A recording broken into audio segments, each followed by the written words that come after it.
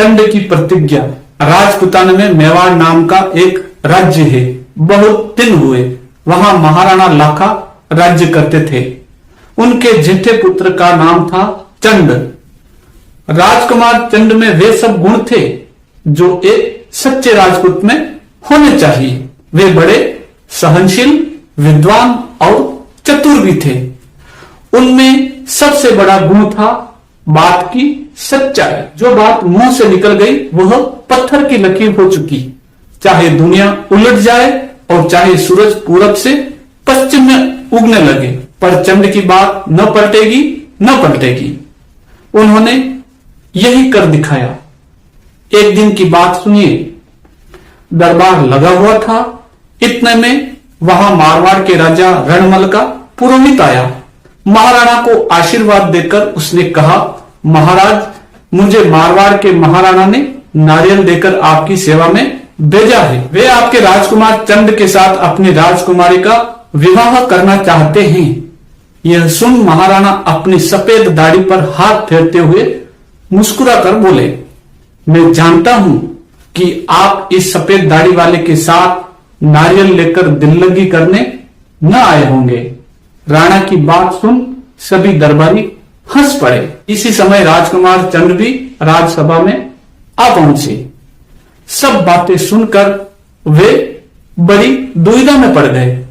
सोचने लगे, पिताजी जिस संबंध को थोड़ी देर के लिए अपने लिए समझ बैठे हैं उसे मैं कैसे कर सकता हूं। वो राजकुमारी तो अब माता के समान है। उसके साथ विवाह करना पाप है। यह सब बातें सोचकर उन्होंने कहा, पिताजी, मैं यह विवाह न करूंगा। मारवाड़ की राजकुमारी मेरी माता है। आप ही यह विवाह कीजिए। यह सुनते ही दरबार में सन्नाटा छा गया। महाराणा का मुंह उतर गया। बड़ी दुविधा में पड़ गए। वे चंड का स्वभाव खूब जानते थे और उधर नारियल वापस करने से राव रणमल का अपमान होता था। वे तथा सब दरबारी चंद को समझाने लगे, पर चंद टस से मस न हुए। जो पुत्र कभी पिता की आज्ञा न टालता था, आज वही लाख समझाने पर भी रास्ते पर न आया। यह देख महाराणा मारे क्रोध के पागल हो उठे। अब क्या किया जाए? राजपूत लोग स्त्रियों का बहुत सम्मान करते हैं। राव रणमल तथा उनकी राजकुमारी को अपमान से बचाने के लिए महाराणा खुद नारियल लेने को तैयार हुए। उन्होंने गुस्से से कांपते हुए कहा, चंद, तू नहीं जानता तेरी इस जिद का नतीजा क्या होगा। राव रणमल का मान रखने के लिए मैं ही नारियल ले लूंगा, पर इससे तेरा अधिकार जाता रहेगा। उस राजकुमारी से जो बच्चा होगा वही राजा बनेगा। अब भी समय है, मान जा। चंद का मुरझाया हुआ चेहरा खिल उठा। उन्होंने मुस्कुराकर उत्तर दिया, पिताजी, आप इस बात की चिंता न कीजिए। मेरे और आपके बीच में भगवान हैं। मैं कभी राज्य की इच्छा न करूंगा।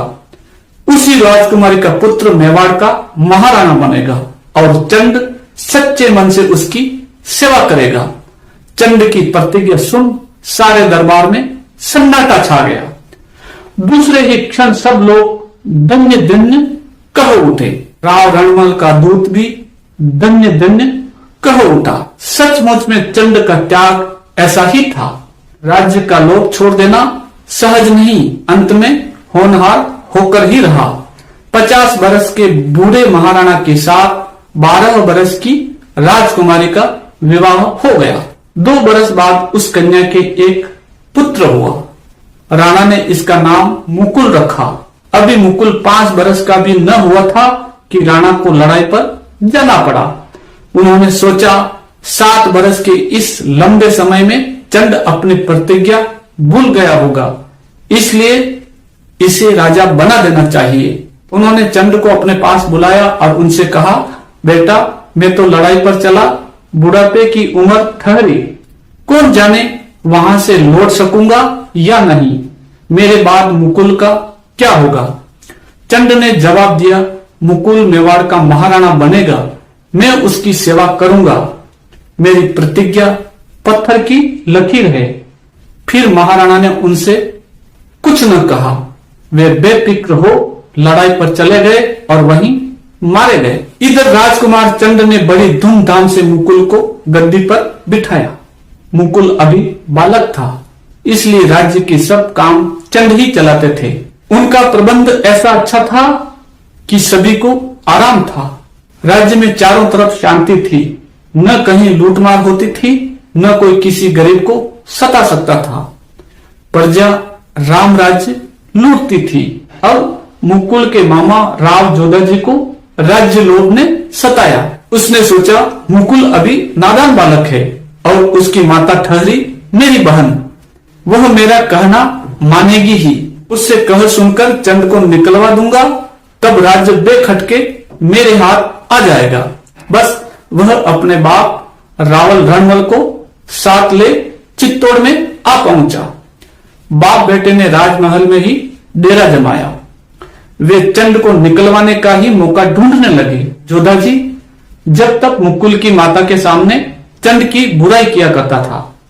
एक दिन जोधा जी ने अपनी बहन मुकुल की माता से कहा, बहन, मैं इतने दिनों से तुम्हारे सामने चंद की बातें करता आ रहा हूं, पर तुम्हारी समझ में कुछ न आया। तुम बिल्कुल भोली हो। अरे चंद एकदम काला नाग है, देखना एक दिन वह तुम्हारे नन्हे से बच्चे को खा जाएगा और राज्य का मालिक बन बैठेगा। मेरी बात मान लो, जितनी जल्दी हो सके इस पापी को निकाल बाहर करो। भोली भाली बहन भाई के जाल में आ गई। उसने चंद को बुला भेजा। वह उन्हें फटकारती हुई बोली, चंद, मुझे तुम्हारी नियत पर भरोसा नहीं रहा। मैं खुद जानती हूं कि तुम राज्य हत्याने के लिए कैसी चालें चल रहे हो। यह सुनकर चंद के हृदय पर बड़ी चोट लगी।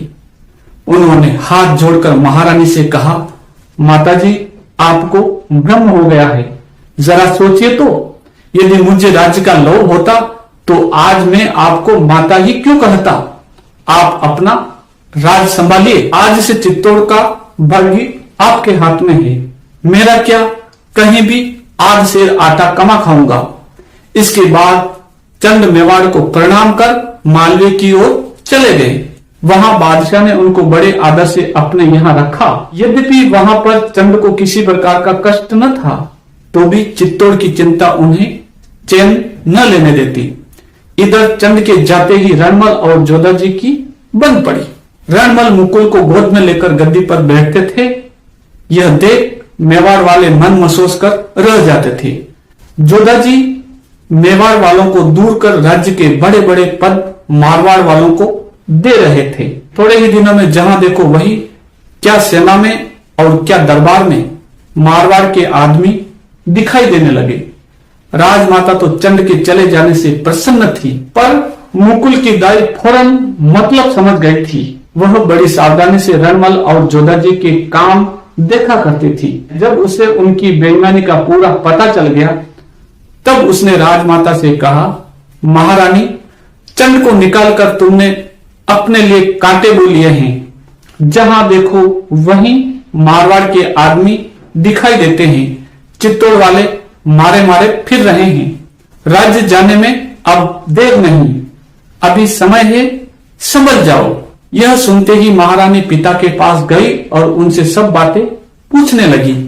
रणमल ने उन्हें साफ जवाब दिया, राज्य हमारा और हमारे बाप का। रोटियां खानी हो तो चीचाक न करो, नहीं तो मुकुल से भी हाथ धो बैठोगी। रणमल ने धोखे से चंद के छोटे भाई रघुदेव को मरवा डाला। अब तो महारानी और भी घबराई। उनकी समझ में सब बातें आ गईं। फौरन चंद को पत्र लिखा, बेटा, मेरी गलती का ख्याल न करना। रणमल और जोधा जी राज्य हड़पने की कोशिश कर रहे हैं। जितनी जल्दी बने इन डाकुओं से अपने पिता के राज्य को बचाओ। चंद ने जवाब दिया, माता, धीरज से काम लो।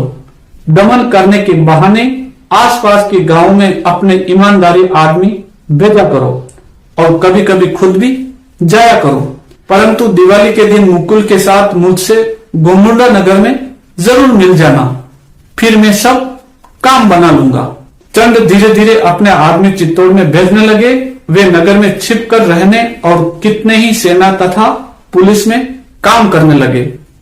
उन्होंने चुपचाप बहुत से चित्तौड़ी राजपूतों को भी लड़ाई के लिए तैयार कर लिया। ठीक दिवाली के दिन महारानी मुकुल समेत गोमुंडा में चंद से जा मिली। चंद अपने आदमियों के साथ चित्तौड़ की ओर चले। नगर के फाटक पर पहुंचते ही उन्हें पहरे वालों ने रोका।